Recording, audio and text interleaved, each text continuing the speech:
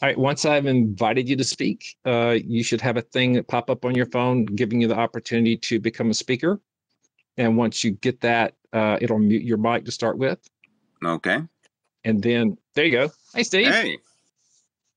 Yeah, it's it's a pain in the butt sometimes. It's really handy for people to listen and to have something where I don't have to put on shoes or long pants. Sure. I mean, that makes it a lot easier, and it's just a nice little tool for doing stuff like this. But is there a way to see, or it's just listening? The only thing you can see is the people that are in the audience. Gotcha. So that's the only thing you can see. All right. Yeah. If you see Annie log in, let me know. I don't see her yet. I have not yet. Taran dropped off, and he'll probably come back. It's been really great. He just retweeted us like 10 minutes ago, so he's super in. He's a sweetie. He's a really great guy. He really is. Y'all are all super busy. I just went and looked at like all the stuff that's been reported that y'all are about to do, and it's just ridiculous. I'm going to save it for the end. Taran's been invited to speak. You accept it, and then press the mic, and then I'll let you speak. Okay. And Steve, since you're co-host, you can do the same thing. So if you see Annie, just jump on it. Okay. Taran, if you can hear me, if you're trying to do this from a PC, it won't work. You can only hear. You can't accept the speaker position. You'll have to use your phone. I'm sorry, but that may be the problem. That's what McKenna did. Oh, sure. There's Annie. Oh, there you are. All right, I've sent the invite to speak to Annie. Annie, when you get the message, you should be able to. Oh, there's Taran. Yeah. There you go. Okay. Yeah. I did the computer because I could do headphones for that.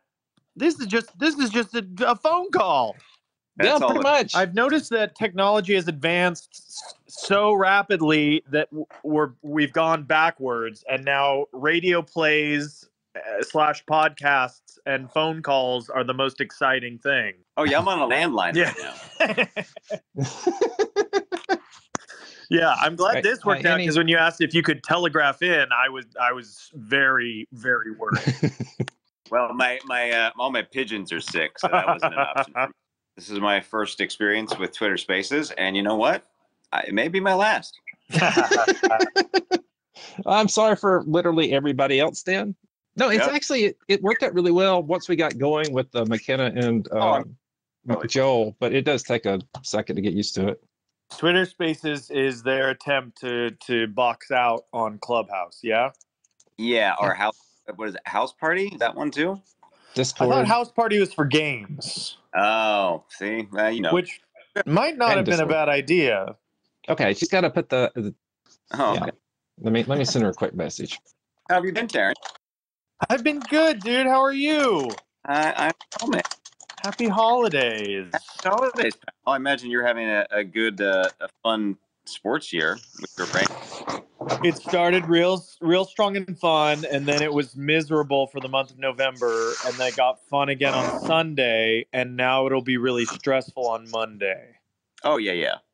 Well, Steelers have been just, Sorry, I'm just opening my old crate. I kept all my props from my guest star on Community. Oh, what, sure. You got props? No, I just heard the creak of a very loud trunk. Well, again, this is just a full-on radio play. I mean, exactly. Pretty much. Hold on, Who knows what props lurk in the trunk of guest star Taran Killam? Mm-hmm. Dean Pelton knows. But at a bare minimum, you should still have the brake line. So there's something to keep. Yeah. Just the scissors. Parting gift. Yeah, the brake line. There's Annie. I think I'm in the... Yay! We did it. I'm so sorry. I'm Luddite. No, Annie, you did it. Oh, wow. I don't get out on the internet much. Which makes you the healthiest person in this Twitter space. Yeah, good for you. It's my hobby, and it's not the best one. This is the worst option. All right, let me do the introduction real quick, and then we'll actually get to the details here. Hi, everybody. Welcome to our series, Talking to Writers of Community, celebrate the 10th anniversary of Season 3. I'm Matt. I'm one of the admins of the community's Twitter account, and I'm the least important person here because we have the writers for Regional Holiday Musical. It's 10th anniversary. We have Steve Basilone, we have Annie Mebane, and we have the episode's guest star, the Dreamy and Boys, Mr. Corey. Nope, the Dreamy and Boys, Taran Killam. So thank you all for being here. Thank you for having us. With anybody and boyish. Absolutely. Yeah. Was this only season 3? Yes. Yeah, this is season 3. Wow. It's really important for the fandom that was watching at the time, because at the time that it aired, it's the last episode for almost 4 months because they took them off the air afterwards. Not your fault, Taran. I kind of forgot. I forgot that was off the air for such a long time. Oh yeah, this aired, December 8th, and the next episode isn't till March 22nd. Oh. Dang. So yeah, from a fandom's perspective, this was something we kind of rewatched over and over collectively. It was just a lot of. Now this is just a presumption, but was that because they needed to wait for the applause to die down? I think that's probably it. I think it's a reasonable response. It set a record. I have a vague memory. I read the trades, and I just a vague memory of pounding applause, pushes back, premiere for Peacock primetime Spipcom. They forced in Spipcom because they wanted to keep the alliteration, and you had to keep it going. And also, just calm down on the brags. Reading the Times. Sorry, no, the trades. Oh, that's how dare you? When have y'all last watched this episode? Oh my God, it's been years. I should watch it this holiday. You really should. I just put it on right like 10 minutes before, and I got up to boopy doopy doop doop sex, and it. I don't know that I've seen it since it aired, honestly. Oh wow. Yeah. It's on Christmas repeat in my house. This is my wife's favorite. I love it. But yeah, this is the one I can watch with her, and she doesn't go, "You're watching that show again? Don't you watch it every day?" Am I right that Community had, like, the Christmas episode was a big deal every season? Yes, every season. It's the only holiday they did 4 episodes. So through season 4, that's a Christmas holiday.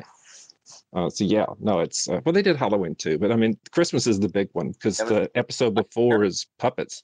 I don't know if you remember, Annie. I think I was an advocate, like because everybody likes the second one, the claymation, but I really like the first one. I remember saying that to Dan, like, I like the first one. He's like, yeah, okay. So much of his own money making the claymation one. He's like, yeah, but the one I spent money on is better, right? It's like, yeah, sure, but I like the one where they get to fight.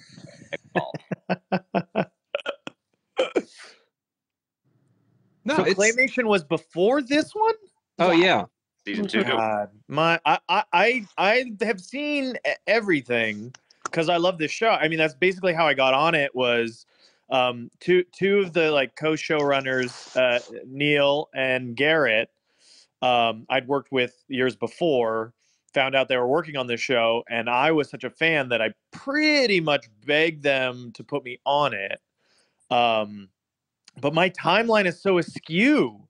I'm shocked. I assumed claymation was in the latter days. And I want to give you all a compliment that this episode is where Dan says in the commentaries, and I know Steve and Eddie were there, but Dan says in the commentaries that this was the most ambitious episode they've ever done up until that point. Yes. This one. You know, the thing of like when you're new at something, you don't know what you don't know. And so Steve and I were story editors, and we came in being like, wouldn't it be cool to do a musical episode? Not knowing that most of the time that's something you plan months and months and months or years ahead of time. And some of the songs for this were written 2 days before they shot. And luckily we had Ludwig Göransson as the composer, who's obviously gone on to tremendous success and is a genius. So we were able to pull it off. But it really is insane that we were able to pull it off in such a shortened timeline. It was also, Annie was much more a part of that because I had all sorts of health issues. So I was out for a lot of the writing of the songs. But we were stupid and ambitious that, like, when we were sent off to draft, Annie and I, with the help of like 2 other of our friends, wrote like 4 songs on our own. None of them made, but we're also like off of Annie's voice. I can carry a tune, and that's all we had. Yeah, we made demos. It was a really intense thing because it was a dream come true to do a musical episode of a show. But at the same time, like, one of my best friends was incredibly sick and I was worried about his health. So it was like this crazy sprint of trying to do this really ambitious thing while being petrified about your friend's health. It was intense. It was nice, though, from my perspective, because I was like in the hospital for a lot of the rewrites, because that's where usually a lot, at least, especially in Community, it depends on show, but Community, the rewrites is where like the story really takes shape, because a lot of times a writer would be sent off a draft with like a very, very loose idea and an outline, and then it's only after like kind of Dan sees it on the page that he would get invested and kind of reshape the whole thing. So I would be in the hospital bed on a bunch of painkillers, and every night Annie would call me like, "Okay, so this is what's happening now. Now we're writing a rap, and now it's I like liking things a lot." And I was like, "Okay, great." Morphine makes everything funnier.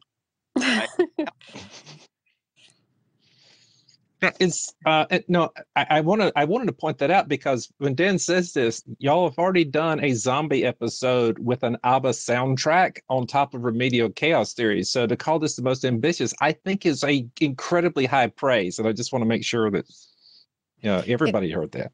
It was maybe crazy. It also was like the cast and crew are so amazing that they were able to like learn choreography and singing and dancing. And Taran, I don't know what your timeline was of like learning all the songs you had to do, but it seemed like a really quick turnaround for everybody, and everybody just did it. Yeah, I mean, I just kind of felt grateful because, again, like I came in as a fan. It was just my favorite comedy on TV at that point. And liked that I got to do so much, because normally, a guest star comes in and it's a tricky dance to jump in midstream on a series that's at that point, been going on for 3 years. But me and Danny obviously had the most to do with that Glee song. Like, we definitely had like dance choreography for that, but I do not remember it taking very long. No, you guys did it very quickly. I remember. Yeah, we shot that episode it was longer than usual. I think we shot it like 7 days. Usually it's a 5-day shoot. I think it was like 6 or 7 days. Interesting. Yeah. I mean, like, I had to go in and pre-record the songs, and that was probably the most FaceTime I got with Dan then, because he was there for all of it, and it was very fun, and that did not take long either. I had a blast. It's a tribute, I think, to the way you've come up and just doing sketch for so long. But that entire cast were just really so facile and just like little comedy robots. Like I remember, was it the finale, Annie? It was that speech that Jeff gives, like the big lawyer speech he gives, where Pierce, or rather Chevy, fell asleep on the stand. It's like an entire dialogue that he memorized in like 10 minutes, and the cast was consistently doing shit like that. Yeah I remember there's a series on Hulu where they're behind the scenes with somebody famous and they follow you around all day. They did that for Joel McHale while filming season 3's finale, so it's you actually got to see some of that process where he's having to learn his really big speech. I want to watch that. That's awesome. I will find it and share the link when I get a chance. Yeah. Is there a joke or reference that y'all all, or that you individually just liked, or is your favorite from the show? For me, like that we had to think of what would turn each person, I found so funny. So Baby Boomer Santa is my favorite number because it's just, I don't know. I feel like we were ahead of the curve in the boomer jokes that Dan was tapping into something. And I love that one. fake butter and AIDS and Twin Peaks, which I think were all just Donald, aren't they? Sorry, say again. The fake butter and AIDS and Twin Peaks. That's Donald. Yeah, Donald added the fake buttered AIDS and Twin Peaks. Yeah. To the... I weirdly, all the jokes that there's so many jokes that in that episode that stand out, but the two that I always remember is just because I think it's the two that we wrote in our original draft that stayed, which again is a rare thing. That the Annie wrote a joke of like he's like human froyo, and that was like I think in our outline even, and that just stayed the whole way through, which was and I remember also just writing Trim the Hellraiser. Both real kind of soft jokes, but those are They were soft, so they were malleable and flexible, and they could make it through the many stages. just kind of went. Yeah. I quote both of those on a regular basis, so I'm glad to know they're from the original draft. My wife keeps looking at me and goes, "Why do you keep saying that thing about froyo? We like froyo fine." So that's the thing. Froyo's just fine. Yeah, it could it's be just ice cream. fine. It's fine. You'll take it. And the Trim and the Hellraiser, that's just magnificent. I always love that joke. There was also a thing it worked out long enough, and you like know what Dan's sweet spots are. So you're like, well, okay, what culture, what weird facet of kind of film nerddom can we tap into that it'll make it and stay in the edit. Hellraiser. Annie, didn't you help write Annie's song with Megan Gans? Yes, we wrote that together. We were trying to sort of do a comment about like the sexy baby trope. And some people didn't get that it was trying to be satire initially, but that was the intent. It was sort of like, why are so many sexual songs with a baby voice and with a I don't understand things angle? Where she just says, brain hurty, have fun, or something like that. Brain hurty, understand Christmas. It's hard to grasp. Putty, have fun. Yeah, that it's just ridiculous. It's funny. No, by the way, there's still people that don't get it. I don't engage. I just let it go. I hope they catch the commentary sooner or later, because it's really in the commentary, it's really clear that you're not going for the obvious old joke. You're going for the much smarter new joke, and I wish more people catch what's happening, because you're right. It's a nice touch. Taran, what was it like to spend so much time with Danny? I understand he's the worst person in the world. He was a big old bully, a big jerk. He kept saying, "That's my seat," even though I would switch to a different chair. No, everybody was so nice. The person that I engaged with the least was probably Donald, because no joke, he was literally like, every time I saw him on set, like we didn't have much to do together, and then every time I saw him on set, he was like huddled over a laptop working on beats. Yeah. So already he knew what was coming next for him. But he was perfectly lovely to me. Like Chevy was very welcoming and warm. I had a very, very good time. And yeah, so all of my stuff with Danny, like in terms of jokes, it's not a joke, it's more of a delivery thing. But I do remember having a lot of fun with the line, like, "This is what we do, this is who we are now." And I kept going like bigger and bigger, and Tristan wouldn't stop me. Like I every take I was like, I'm certain they're gonna come over and say, "You're a cartoon human, please tone it down." And they just never did that. So it just got more and more ludicrous, and I think both Danny and I had fun in that whole scene. But yeah, and then I'd known Jim Rash for a while through the Groundlings Theater, which is where I kind of came up, and he was a big comedy hero of mine, and then at that point a friend. So that really helped too. That I had a lot to do with Jim, because he could kind of also vouch for me. Well, if you go and listen to the commentaries, you'll get like 22 minutes of everybody gushing over Taran being on the episode. So I highly recommend, if your ego is ever deflated, nice. go, because Danny just Yvette gushes over. It's like everything he did was great. Oh, that's So very kind. It was so cool because sometimes they say don't meet your heroes, or you don't want to know the sausage is made, or whatever analogy you want to pick from. But I just was truly such a fan, and I did kind of seek out that job. Like I didn't have to audition, but I did have to beg. Um, and I sought it out, and it was kind of like a little contentious at SNL because they're like, "Why, you're newer on the show. Why are you going to do a guest star?" And I was like, I love Neil and Garrett, and this show is very much it just speaks to my comedic sensibility, and so they approved it, and the fact that like the entire experience was so just fun, and everybody was as cool and as positive, at least around me, as I hope they'd be. So it was great week, and Annie and Steve were like so wonderful.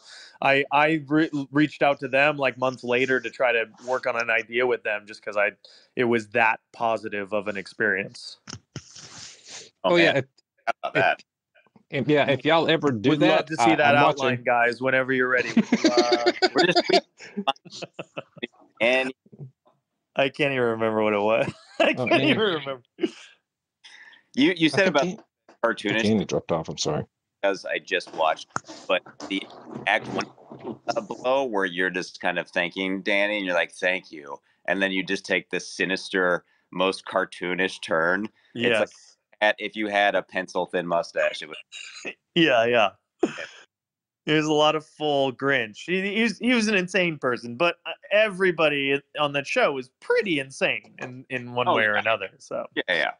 it Yeah. felt, my instincts told me to go crazy, and that's always kind of just how I am on a set that's not on any set. I think I just go like, here's the stupidest, biggest version possible that makes me laugh, and I'll let you tell me not to do it. And on Community, they know that didn't really happen, which was awesome. I think because it was a musical too, it could be there was an energy of like things can be a little more heightened as well. Yeah, and it was like a body episode, more or less. Yeah. That no. This is what we do now. This is who we are. That gets creepier every time I look at it because, but you've talked. Taran has talked previously to Jen on a Community Rewatch podcast, and she's the one that taught me about paying attention to eye lines. And I noticed you're looking him dead in the mouth. At least the version the version they put on television and the one on the DVD. And every time I look at him, I'm like, oh my, this is just a next level. Yeah. No, it went full dead eye. That was perfect. I think Annie dropped off. I cannot find her. She may have fallen off. I scared her away by bringing up an idea that we worked on together. I think she just went to just print it out so we can get it. Yeah, I got.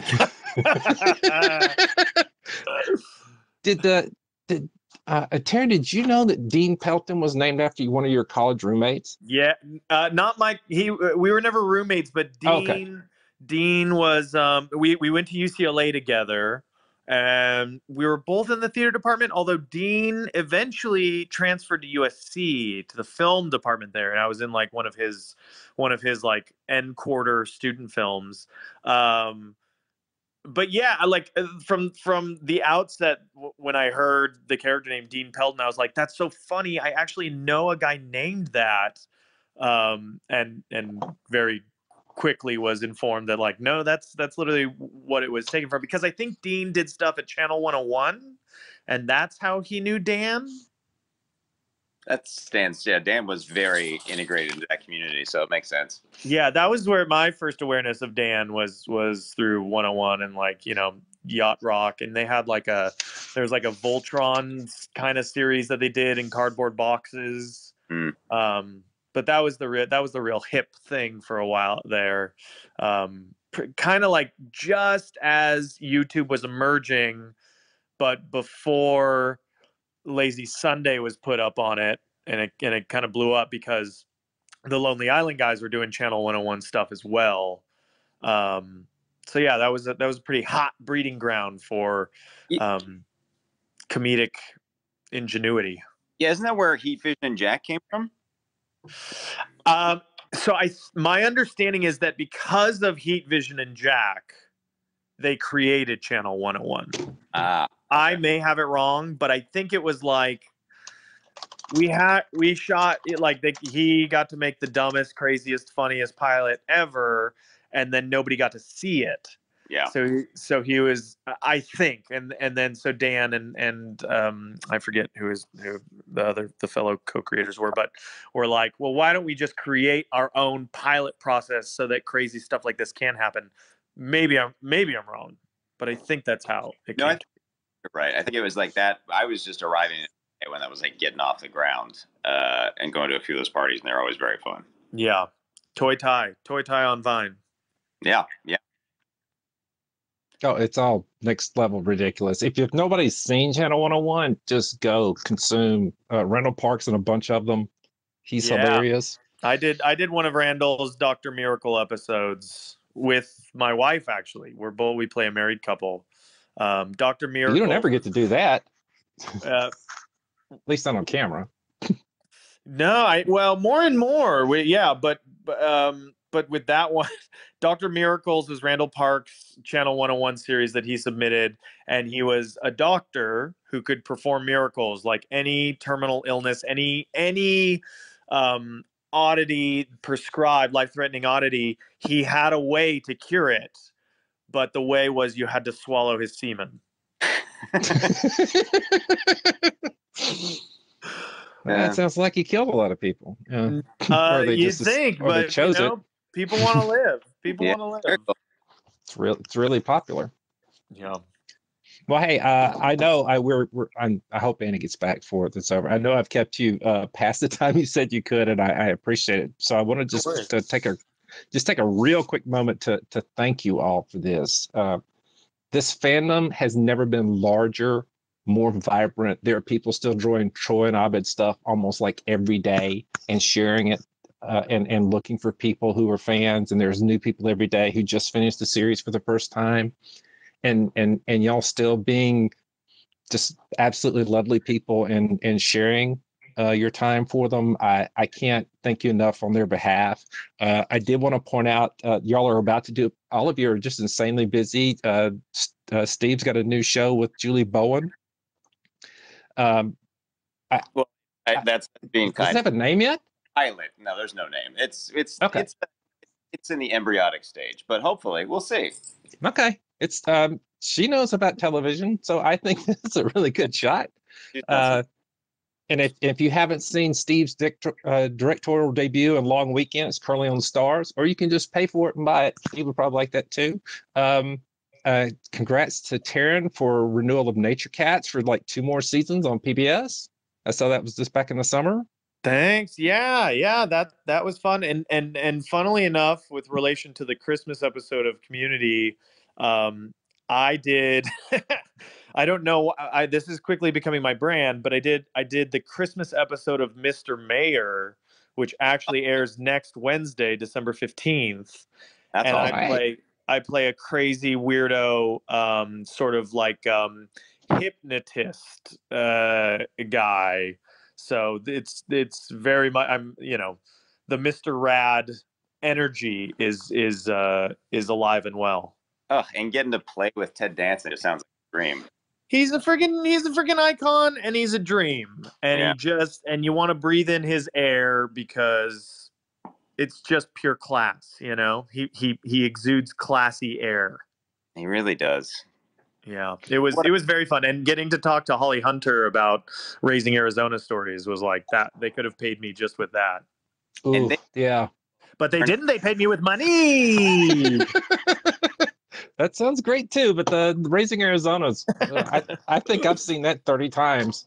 Yeah, easy. Now you've also got a new series, Welcome to Georgia. That's in no, you're so sweet as well. That was a pilot that we shot a year ago. It has not continued. So yeah, say la vie, such is the biz. but I did get to meet Elizabeth Hurley. Yeah. Hurley. Yeah, thank you. I almost said Berkeley, which I've met her too. So I'm just covering all the Elizabeths. Yeah, and if anybody's missed Single Parents, it's on Hulu now, and it's got the most adorable kids cast of any show I've ever seen with a kids cast. But the whole cast is joy. So, and it should never been canceled. So yeah, absolutely go get caught up on that. And Annie's not here, and I can't, or she's here and I can't see her on my phone. Oh my God, she's right outside my window. She's holding a giant stack of paper. Yeah, it's a little long. It's like our Beowulf. It's in scroll form. Well, that you'll see. Nice. No, she won the Micho Film Festival for sci-fi for her movie, her short Navel Gazers, back in May. I just want to make sure that people know that it exists and to go watch it. She's got 2 new shows coming up on Apple Plus, both with Bill Lawrence, for crying out loud, and somebody Taran would know Jason Segel's in one of them called Shrinking, and you would probably also know Vince Vaughn and Michelle Monaghan are in the other one. Listen, I from Hollywood, I know everybody. We just assume you're not on camera. You're all just all hanging out somewhere together. I'm gonna loop him in. I'm looping in Vince Vaughn right now. Hello, hey buddy. Hey, you talking about the community thing? Yeah, I heard about that. I saw you do the retweet. Oh, now if he called that would freak me out. I do want to thank the fandom for just supporting all of this on top of that, and I'm going to let you go because I know you're over the limit. I thank you for every minute, No worries. but I just want thank you. It just is one last thing. I just want a quick reminder, particularly during the holidays, that Greendale's motto was already accepted. That means you. I mean, we love you. Thank you for all you do, and Steve, and make sure you share with Annie and Taran. Thank you for doing this. Thank you for all your help with doing this. This has been a blast. I've recorded it for the fans that missed it, so just 1,000% thank you. Amazing. Yeah, thanks for shining a light. Yeah, it was always the most fun to work on it, even when it was chaotic, which was always. But it was even you were there all night. You're like you knew the end product was going to be special, and it made it all worthwhile. And this was. Well, I am just thrilled that y'all gave us this opportunity, and I'm glad you still love the show. And yeah, if you're ever feeling down, Taran, just go listen to that commentary. It's 21 minutes of how great you are. Done. All right, I'll take it. I'll take it. All right. All of mine are just like physical compliments, just like Dang. just forearms. Oh my God! Look at this kid's BMI. Oh my God! But I do have this question though. Did you slim up to play Steve Jones in the American Crime Story, the one you were just in that just ended? If anything, I filled out to do that.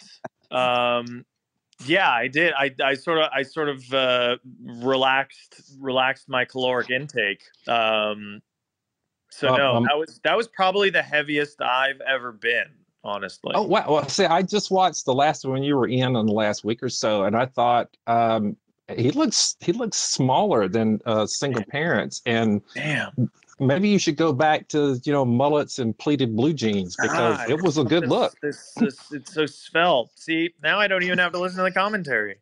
Yeah, I got the compliments hot and fresh, like a Krispy Kreme with the sign on. Well, thanks so much. I really appreciate you putting this together. It's fun to go back and watch it, and I'm eager to see Mr. Rad 2 on the Mayor. yeah, check it out. It's my thing. All right. And you do it perfectly. Thanks again. I'm going to hit the end button. Thanks for all y'all done, and have a great day. Thanks, guys.